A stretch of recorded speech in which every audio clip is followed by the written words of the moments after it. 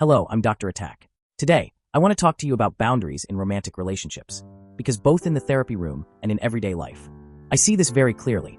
Most relationships don't fall apart because of a lack of love, but because boundaries are unclear. Many people say, we loved each other so much, but it just didn't work. When we look a little closer, what we usually see is this. No one knew where they stood.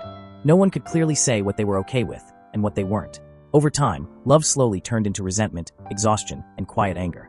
In romantic relationships, boundaries are the invisible but powerful lines that show where we begin and where we end. These lines help us protect ourselves while also maintaining a healthy balance within the relationship. When boundaries are missing, relationships don't create closeness. Instead, they create dependency, control, jealousy, or burnout. I want to be very clear about something. Setting boundaries is not about creating distance. Setting boundaries does not reduce love. On the contrary, healthy boundaries make real intimacy possible. Because boundaries say this: I am here and you are here.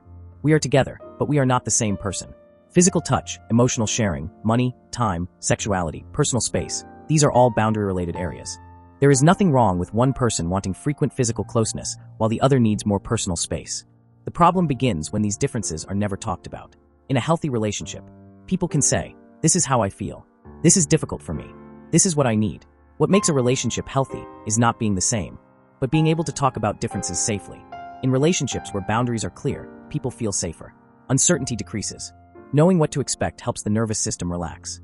This strengthens communication, reduces misunderstandings, and makes conflicts more manageable.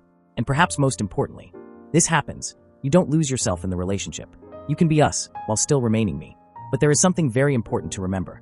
Boundaries are not fixed. As life changes, boundaries change too.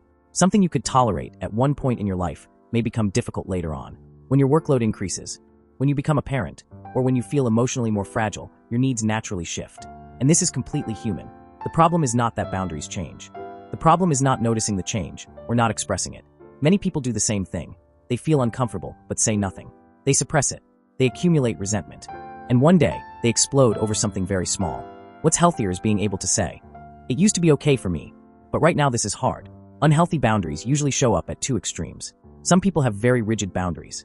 They keep everyone at a distance and withdraw emotionally. They try to handle everything on their own.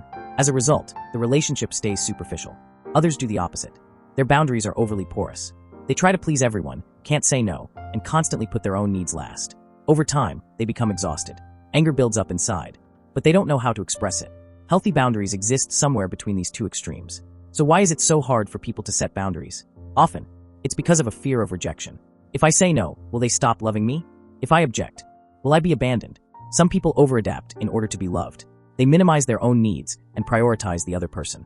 Others struggle with low self-worth and don't see their own desires as important. But let me be very clear, setting boundaries is not selfish. Setting boundaries is being honest in a relationship. The need for boundaries often shows itself through certain signs: constant exhaustion, accumulated resentment, inner tension, anxiety, irritability. These are the body and mind's way of saying, this is too much. At that point, asking yourself this question is incredibly important. What am I tolerating here and why?